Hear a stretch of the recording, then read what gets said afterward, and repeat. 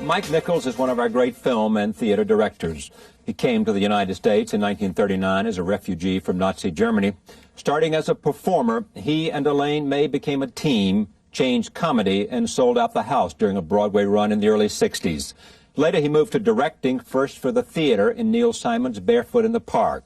Then, in film, he created classics, including Who's Afraid of Virginia Woolf, The Graduate, and Carnal Knowledge. You've had yourself an evening. You've had yourself quite a night.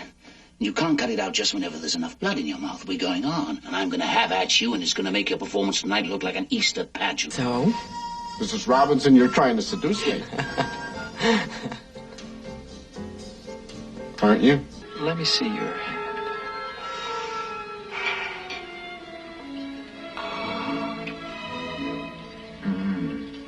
Well? Mike Nichols recently returned to the stage in London to great reviews as an actor in The Designated Mourner.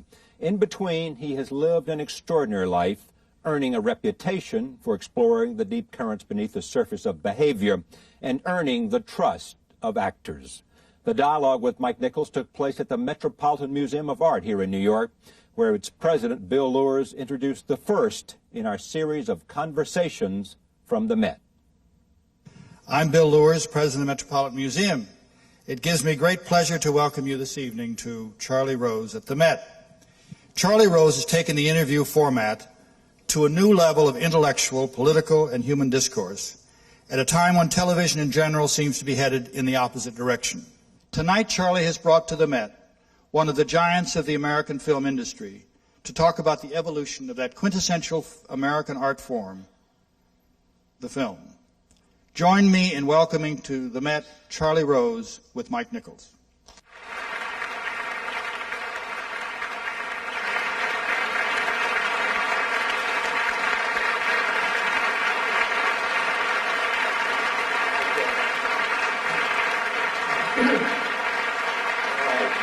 Thank you for doing this. It's a pleasure, I think.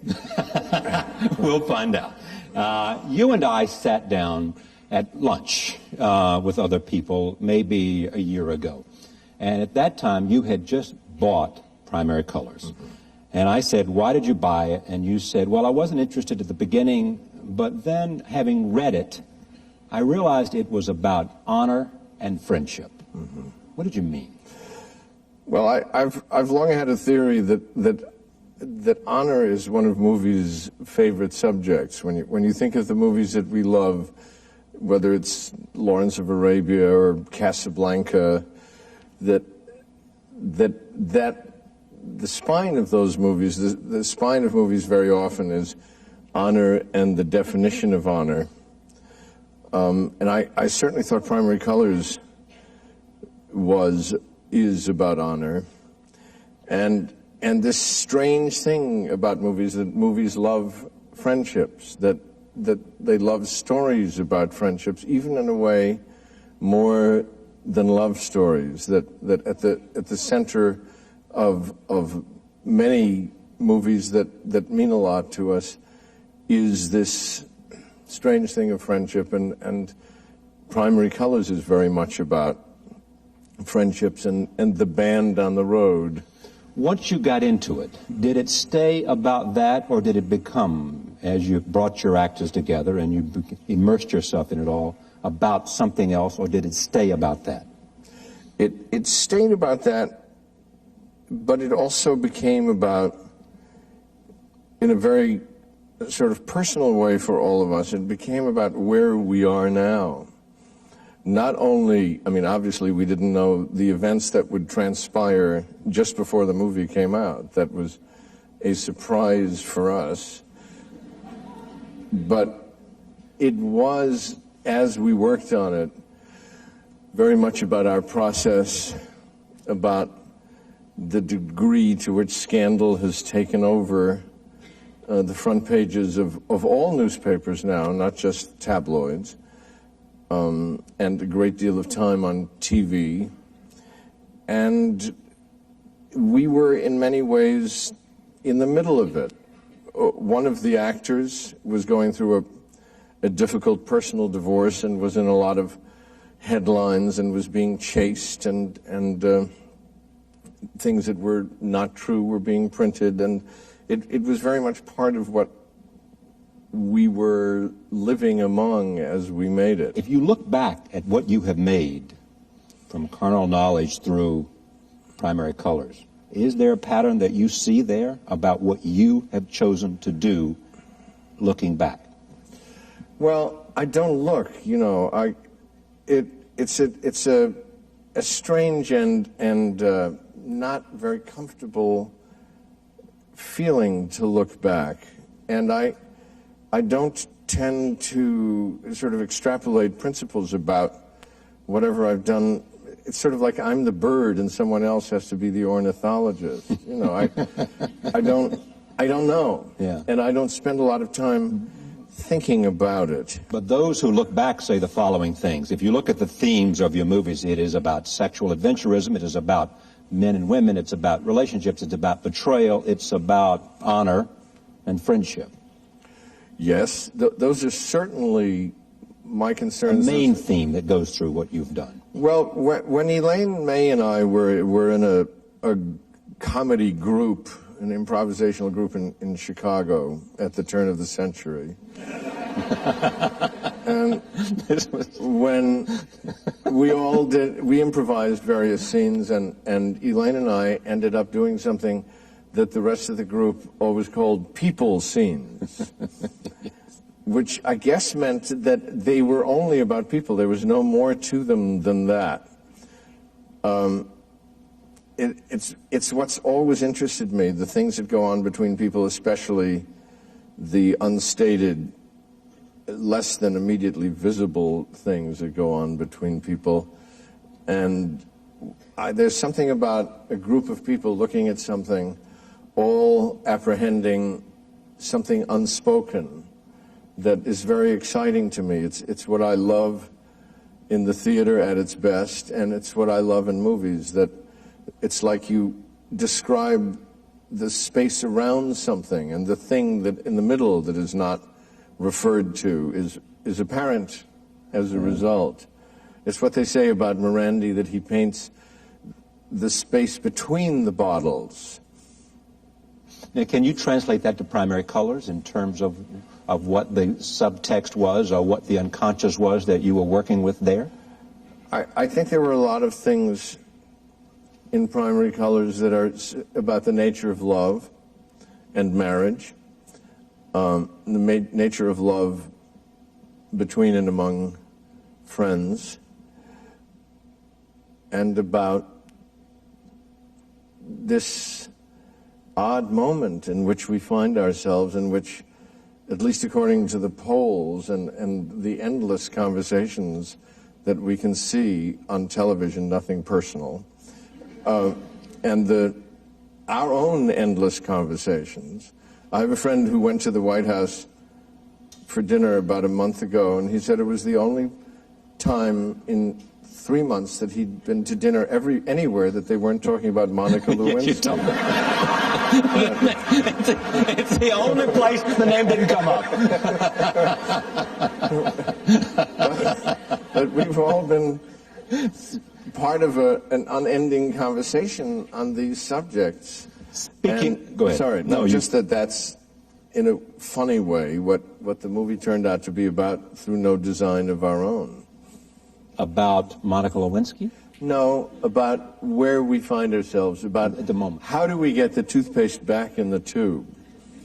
Because most people seem to feel that. It would be nice to get some of this toothpaste back in the tube, not specifically necessarily, the Lewinsky scandal, but just this idea that private life is no longer private, that scandal is the lead, and that we're all following a kind of big soap opera based on living people. I was thinking the other day about Dickens and Dostoevsky and how they used to write things in installments in the newspaper, and that's how people read their novels first, that they were, right, breathtaking installments and what would happen next. Almost like serials.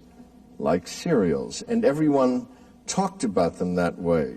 Oscar Wilde, as you will remember, said that only a man with a heart of stone could read The Death of Little Nell without laughing. But they followed these things, and now we follow what is ostensibly real. Yeah.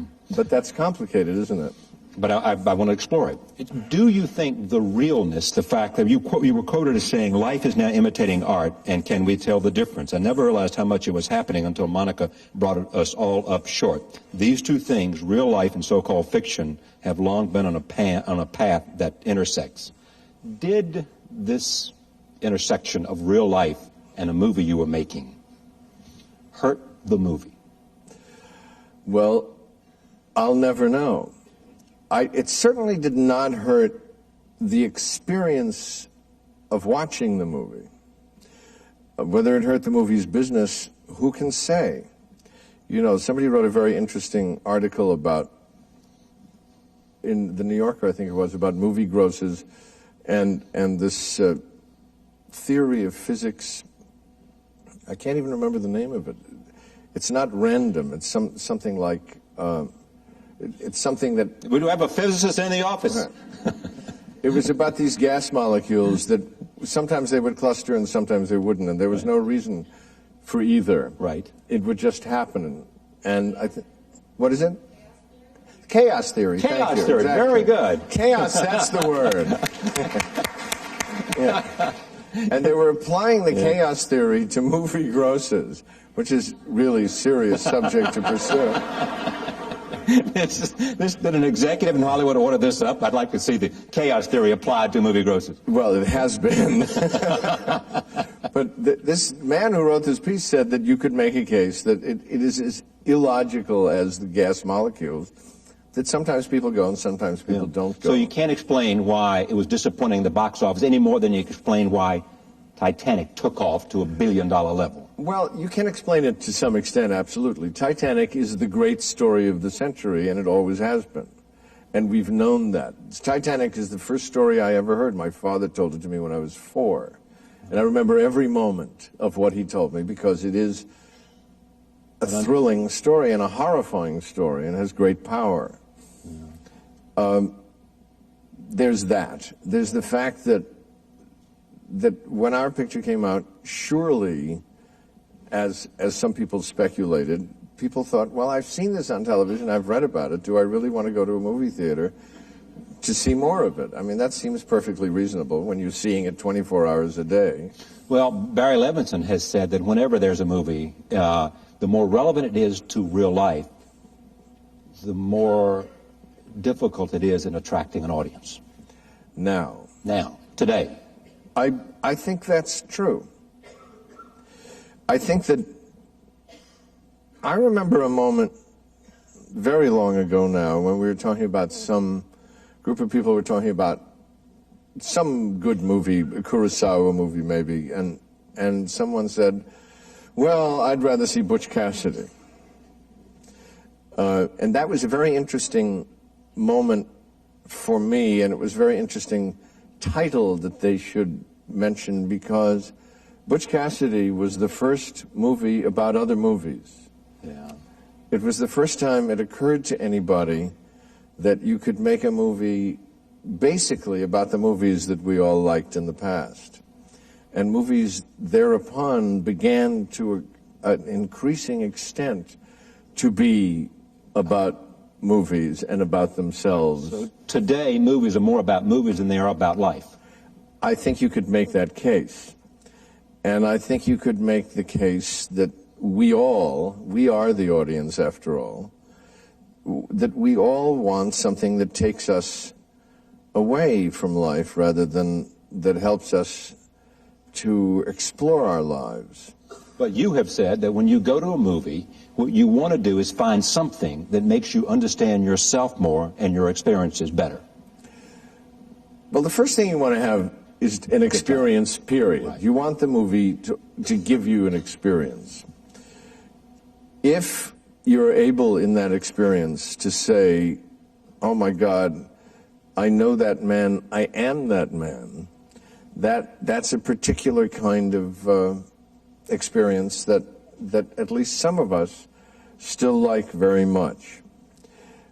If you ask of movies, as we also do, that movies transfigure everything and ourselves and take you somewhere that you haven't been, somewhere perhaps that doesn't exist, that's, first of all, a perfectly legitimate experience to wish for, as many experiences are. I mean, there aren't good or bad in these things. It's just what turns you on.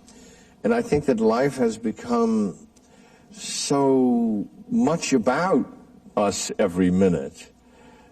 Television is so much about our processes, that the things we read are so much about ourselves and our processes. It's perfectly understandable that we want to go to Mars and that we want to get out of here for a couple of hours. I do. Find a place that we can't go. Yes. The whole Spielbergian and George Lucas, I can't do a Lucasian approach to movies is a very exciting one. And it was exciting for all of us when it began. I remember with the first Star Wars, everybody was thrilled. That's great. It would be nice if we can move in both directions, as indeed we really are. I want to go back to the movie because we have a clip. If you haven't seen Primary Colors, tell me why you like this. This is a clip of...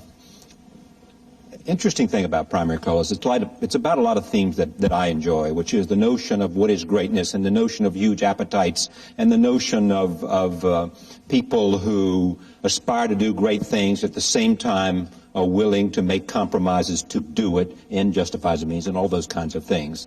The scene is when John Travolta playing Jack Stanton. Well, you set it up. I think you'll see in the clip, which is very long, I figured do a long clip, it's going to be better than us talking. It is that the scandal has just broken, and everybody in the organization is worrying about it, and the governor is otherwise engaged, as becomes clear. Roll tape.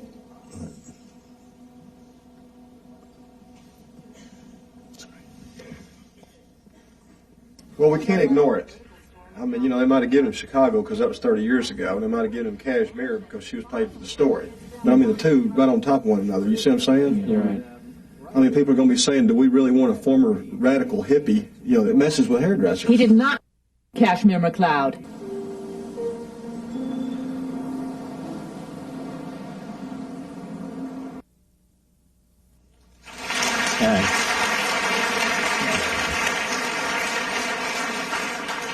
For the director, what was that about?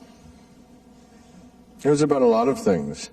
I was just thinking, looking at it, that one of the nice things about my job is that you discover things within things that when we're in the... This was the first... When I read the book, this was the first scene that I saw. This was the scene that let me know that it could be a movie that I could make.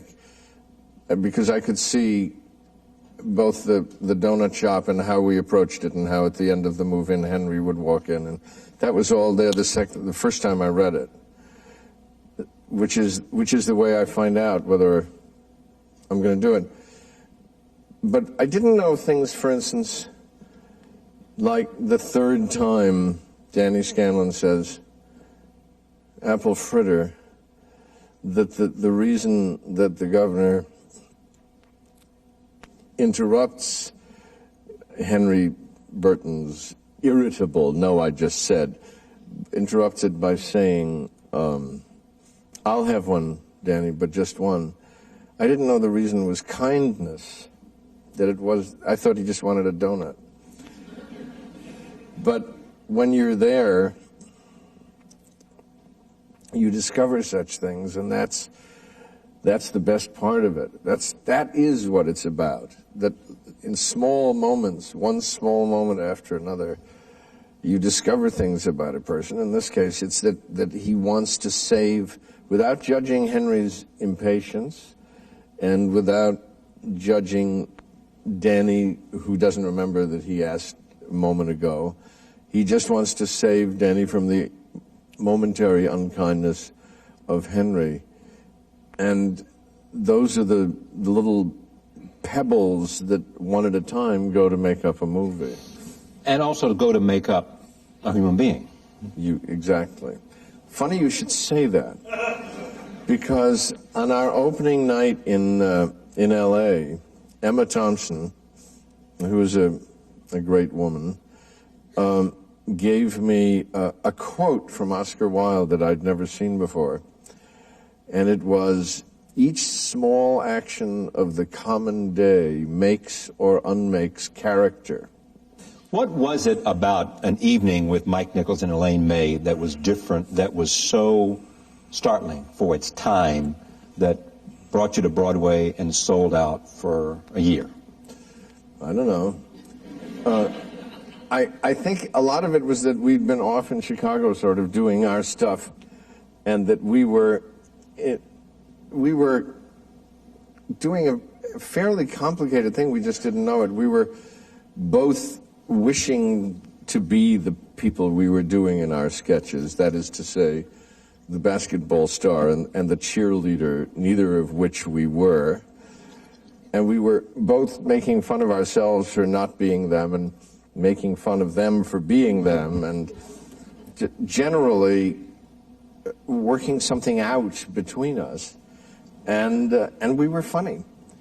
And we did the things that I know this from Jules Pfeiffer, who's explained to me why he was amazed when he saw it. We did the things that people hadn't yet done about sex and necking and mothers and sons and various stuff that was coming out of our lives. Why did it break up? I think Elaine just got tired of it. Elaine got tired of it. Yeah, I didn't find it very hard. Here is the conventional wisdom. It is that you were happy to do it. She wanted to be more experimental. You liked the fact that it was a commercial success and sold out, and you were happy just to coast right along. Well, not coast exactly, but that's fair. No, that's fair.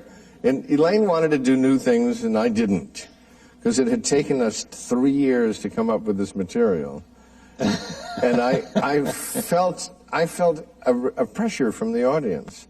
You know, they were charging them money and everything, and I wanted us to come through. Yeah. And Elaine was bored and wanted to do new things. That's true. But there's another thing, which is that she could do new things more easily than I, because she is and was a brilliant, complicated, inventive actress. And I'm not that good an actor, and I'm not that good an improviser. And I needed to push it forward always. She could fill it with more and more, and I pushed it forward. I wanted to tell the story. So those are director skills. Who hired you for Barefoot in the Park in 1964? Saint Suber, who was the producer. Yeah. He called me up and said, "Do you want to direct this play?" And I said, "I never thought of that. Let's take it to summer stock and see if I'm any good." So we did. And you have said before that, as you just mentioned with Lee Strasberg and with Elaine, all of a sudden it was like everything you had been trained or learned or knew prepared you to do the thing you were then doing. Yes. You were born to be a director, so to speak. So it turned out. It's the first time of many times that I've become interested in, it sounds so pretentious, but in the part that our unconscious plays in our work, because I really did discover that this is the thing for which I'd been preparing, but I hadn't known it. You are, in fact, fascinated by the unconscious and how it plays out in terms of any kind of creative endeavor. Very interested. For a long time I thought, and I still partly think, that it's a great way to justify my laziness, that I can just say I'm letting the unconscious work, and that frees you from doing anything much. But I'm also very interested by the things that you find yourself doing, and you're not sure why, that lead to, I mean, the example I always use, perhaps too often, is that the last scene in The Graduate, that when we shot it At the church, is that the last scene? leaving the church, getting on the bus, I said to Dustin Hoffman and Catherine Ross, to whom I'd been very nice for the whole movie, I said, now get on that bus. We've stopped traffic for 20 blocks. We can't do this over. Get on the bus and laugh. And they looked terrified. They had tears in their eyes, and I thought, what is wrong with me? Why am I treating them like this? Yeah. And then the next day I saw the dailies, and I thought, oh, I know why. I see. It's the end of the movie. They are terrified. Did I plan this? Did I know it? Not at all. I didn't have a thought in my head. I thought. And I am very interested by that aspect of what we do because it's one of the things that we're dealing with. You're also trying to find, I mean, the subjects, the things that interest you, or whatever it is beneath the surface, as we said earlier. I mean, the subconscious and yes. the sense of whatever it is that's beneath the surface, those turbulent currents beneath, make what you think is happening in the essence of somebody's. Yes, and it really, you know, it is the essence of modern theater. It's not my idea. It's Chekhov's gag. You know, it's Chekhov who thought of it. It's Chekhov who said, okay, we've got these people, right? A loves B, B loves C, C loves D, D loves E, E loves A. Yeah. Now you know, and you watch what happens. That was his idea, and that's what transformed the theater. Before we leave the theater, because we're going to talk about films, here is an interview that I did with Neil Simon, and your name came up. You haven't seen this. Roll tape. Mike Nichols was a major influence on me because I looked up to him so much. It's not that he had more experience because I was older than Mike, and he hadn't even directed a play yet. When we asked him to do Barefoot in the Park, I at least had done 2 shows. He made The Odd Couple better. Oh, yeah, every play we did, he made better. Made better. Yes, but he made better by making me make it better. He never said, in this scene, you do a thing where he does this and she does that. He says, this isn't working. He'd call me up at 3 o'clock in the morning. You sleeping? No, Mike. I was just sitting waiting for your call. I know you're going to call me at 3 in the morning. I think the best example is in the book when we were up in New Haven with Prisoner of Second Avenue. He said, the end is no good. I said, well, we'll find out tomorrow night. He said, well, why find out tomorrow night? Let's do it now. I said, Mike, it's 12:30, 1 o'clock in the morning. I'm tired. I can't think of anything else. He says, how do you know you can't? So we sat in the lobby. We sat in the lobby. I hated him at this moment. He made me sit there for 2 hours. And after throwing ideas at each other, which we both were saying, terrible, awful, forget it.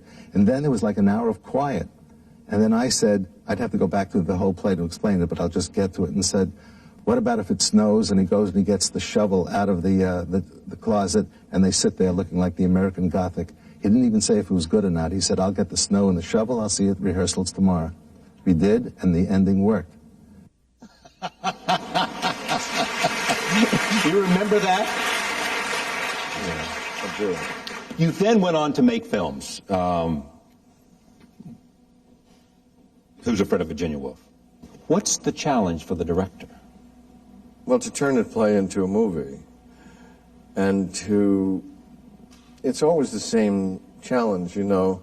It's funny, we were talking before about journalism, and I assume that the question, if you're a journalist, is what really happened. Right. Well, if you do my job... And why? And why. And in my job, the question is, there's only one question. What is this really like when it happens?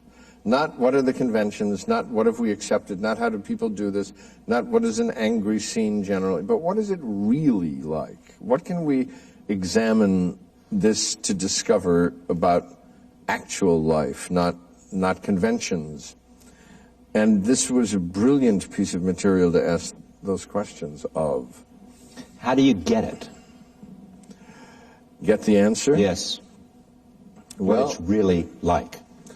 Well, I do... The reality of what's happening to a marriage and to a... I do very weird things in rehearsal. I tell slightly embarrassing stories about myself. And it takes the actors a while to get it. Sometimes they think I'm just very anecdotal.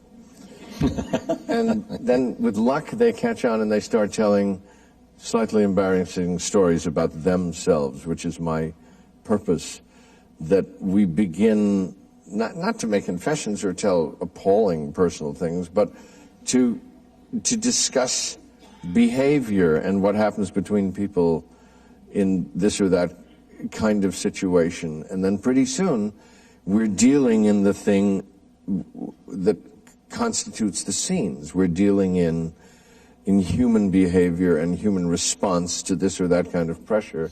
You believe, you prepare like crazy. You do everything you can, and then when you come to the set, whether it's theater or whether it's film, in a sense, you look for the surprises. You let it happen. You are what?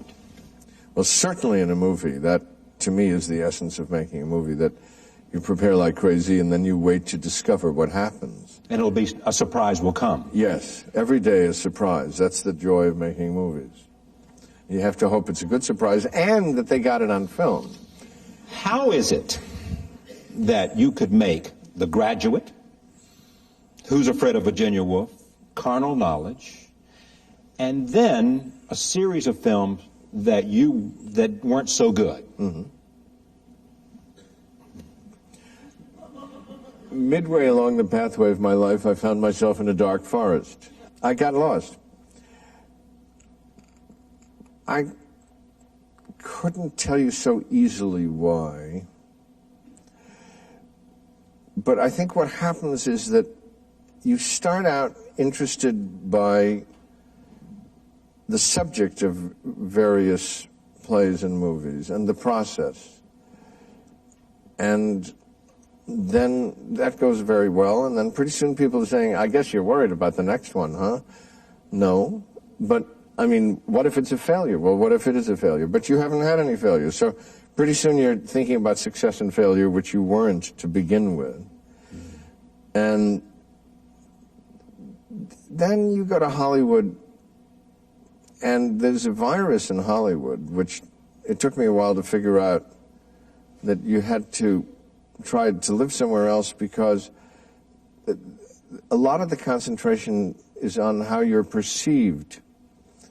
And that's catching. That virus is catching. And it's deadly, because any time spent worrying how you're perceived it's very corrosive to you and to what you do.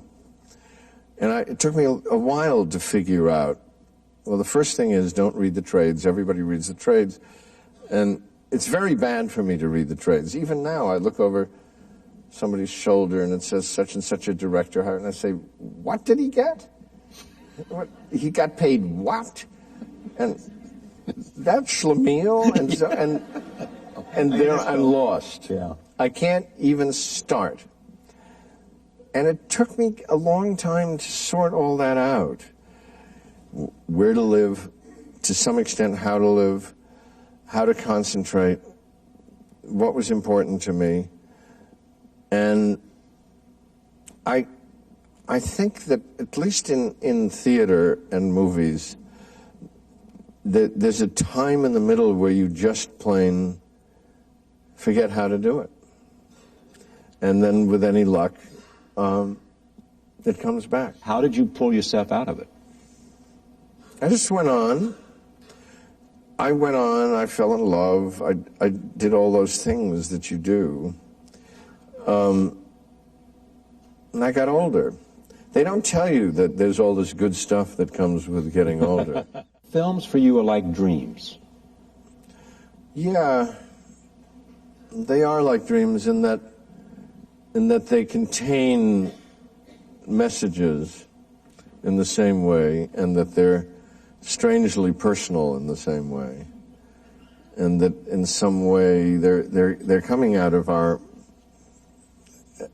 at least partly out of our unconscious as we watch them, because they're connecting with actual dreams that we've had. Then in any moment, when you make a movie, it finds a life of its own in the process. I mean, there's Silkwood or... Well, that's the nice thing about making a movie, is that if you're lucky, if it's any good, at a certain point it jumps in your hand and is alive and pretty much begins to tell you what it wants, which is a moment I always love. that it's like turning a light on and off as you go through it. Some scenes obviously have to stay, some scenes have to go on the spot because they've died overnight. And the movie begins to take its own path. Do you like the editing process? Very much. I now like all of it. I used to be terrified of shooting for the obvious reasons that it's now or never in every sense. But I now like every stage of it. The editing process is great. You know, if only life had an editing process. Yeah. You can choose to make it the way you want to. You get can a second cut the bad chance. out, and you can make it look as good as it possibly can. That's right. You can make it dance, you can make it... And you can follow its secrets. You know, you can say, well, this isn't quite clear. Maybe we need her looking at him yet again so that we know that's why he crosses the room. You can... It's the thing we wish we could do with life. How is filmmaking today, primary colors, all the way back to Who's Afraid of Virginia Woolf, different for you? How are you different as a filmmaker with all this experience? Very little. The only thing that might be different for me personally is I'm a little nicer than I was because I'm just not as crazed and I don't feel this great pressure, and I don't have to drive everybody else crazy in quite the same way because I've learned for me that if you have a nice time and you don't yell and scream and carry on and push, it just happens just as well. It's no worse. Sometimes it's better because people were happy. Is it a curse to be, when you were 30, you hit this town on 29 with An Evening with Nichols and May. Then you went on, as we've said, for Who's Afraid of Virginia Woolf, and The Graduate, which is considered a masterpiece, and then Carnal Knowledge, and it came back with Silkwood, and all the things in between. Is having so much attention, does it set up unfair standards for you as an artist? I mean, are you running against Mike Nichols every time you go to bat? No, but that's where my poor sense of reality comes in. I once asked Marlon Brando to drop a name, whether it was how tough it was when he first came to Hollywood to do whatever it was, Streetcar, whatever his first, The Men. How did he manage with everybody making such a fuss? And he said, oh, honey, he said, I didn't see all that. I was just so busy trying not to go crazy. And that's the answer, really, that you have other things, you have other fish to poach, you know, that you don't really spend very much time worrying about what the expectations are, what anybody might think of you, because you're all busy just trying to get on. Let me tell you why I don't believe that's totally true. Tell me. Because you have said before that sometimes when people compare what you do and say, well, it may not be as good as, they have forgotten that Mike Nichols has been working for a long time and turning out good movies, and they forget that you're still at it. And a lot of people have fallen by the wayside, and a lot of people, stay with me, a lot of people, you know, don't know how hard it is to continue to do good work, because as you go up that ladder, you're not getting the same kind of material. It's not every day somebody gives you Who's Afraid of Virginia Woolf, or The Graduate, or Birdcage, or whatever it might be. I'm absolutely horrified to hear you quote me as saying that.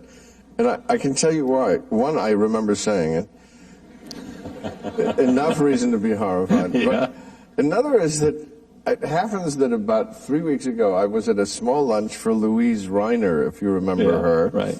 Louise Reiner was the only person who ever, until recently, won the Academy Award 2 years in a row. She was a very, very, very big deal movie star, and then she left and disappeared. And she's 89. And here's what she said at the lunch. She said, you know, my rivals, Garbo, Dietrich, they're all dead.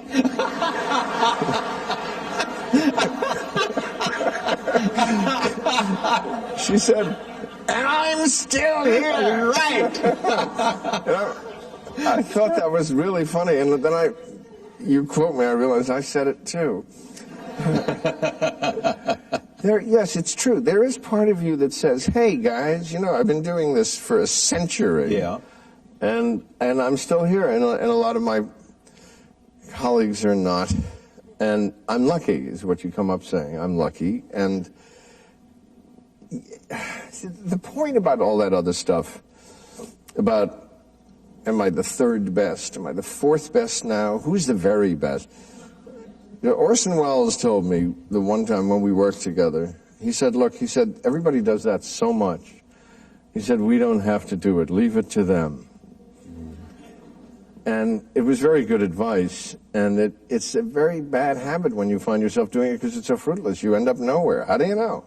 You have no idea. So it's best not to think about it. You also wonder, too, about how much should we expect from an artist, it seems to me, over a span of a career. I mean, how many great paintings do you expect from an artist? I mean, not everything Picasso did was good. No.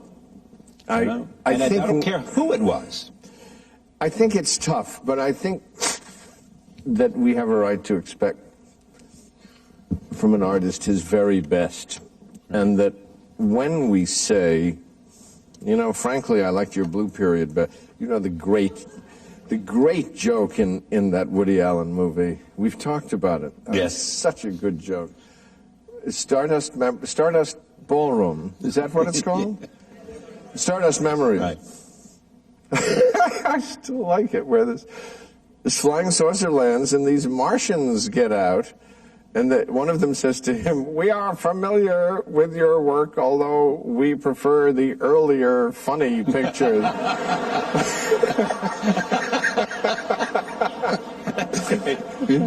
And absolutely killed me seeing it, because that's what it feels like, is wherever you go, there's somebody to say, oh, that graduate, it's just my favorite. I know. It's like, people will come up to me and say, I love your show, and then they'll mention the Mike Nichols interview, which I did in 1991. Yes. There have been 7 years of shows since I did the Mike Nichols interview in 1991. The designated mourner, just before we close out, what, a year ago? I think so, yeah. Okay. Acting again for the first time in a long time. Variety said this about you at the time, basically said, headlined by a powerful performance from Mike Nichols. At the heart and soul of the picture, he is a revelation, moving smoothly from insouciance to pure emotion in the blink of an eye. Why did you go act again, and did you get something out of it that whetted your appetite to do it again? Well, the answer to the last question is no, I don't want to do it again, because I got what I wanted. I just wanted the experience. It was sort of research for my job. I wanted to see what it was like for the actors, because I deal with the poor bastards every day. Yeah. And acting on stage was pretty much what I thought, and I liked it, and I liked being directed, and I liked being with my colleagues, Miranda Richardson, who's a wonderful actress, and I loved that experience. But then shooting it, 3 big days we shot it, I really did learn something very useful, which is how lonely movie acting is. I had no idea that you're sitting there, and by the time they've measured the distance to your nose for the 3rd time, I felt like I was back in boarding school. You know, it was deeply lonely. And they're all on the other side of the camera in the dark, literally whispering about you. And you're sitting here, you know, pretty fat, and being photographed. It's very, very sad. And I liked being reminded, not even being reminded, I liked understanding that. And I think it makes a difference to know that the actor on the other side of the camera that everybody thinks is so lucky and so highly paid and so sought after, and people are touching up the makeup and all that stuff, how lonesome and alienated that person is. That was very useful. I liked that. There were moments when I would come to him and I could just tell by the way he was there and the way his emotional response was at a given moment, or answering certain questions of mine that I had. He was inside the character of Libby, inside the heart of Libby. So when you got there, he knew you were there and he could communicate to you. That's just perfect. And you know what? It's not so lonely. Yeah. You know, because you have somebody there with you. You have somebody who's a little older and a little wiser, and who can give you that kind of unspoken comfort that you need. You can see it from the outside or the inside now. Yes. Directing also, you were said once, because you lost your father when you were 12, gave you a chance to be daddy. Mm-hmm. To be what? Well, what I learned, it's weird. I learned this the first week I directed my first play, Neil's Barefoot in the Park, and it's what he said. We were so happy working together, and to this day, Neil Simon is the only writer of comedy whom I've never heard say it would get a laugh if he said it right. He never thinks that. He just writes something else. He never blames the actor. But the moment I started directing, I understood that to reassure someone is as reassuring as though someone were doing it for you. That if it's taking place, if someone is being daddy, it doesn't matter so much what end you're on. That was an enormous discovery for me. And I happened to mention it to Arthur Penn, who had directed Elaine and Me on Broadway and who was a friend. And he said, oh, yes. He said, that's the best kept secret about directing. And I think it's true. In any job where you, to some extent, take care of other people, it is as though someone were taking care of you, and that's the best we get if our father is gone. We got to do it ourselves. There's no alternative. And the act of giving is also receiving. Seems like. Mike Nichols, thank you very much. Pleasure. Thank you.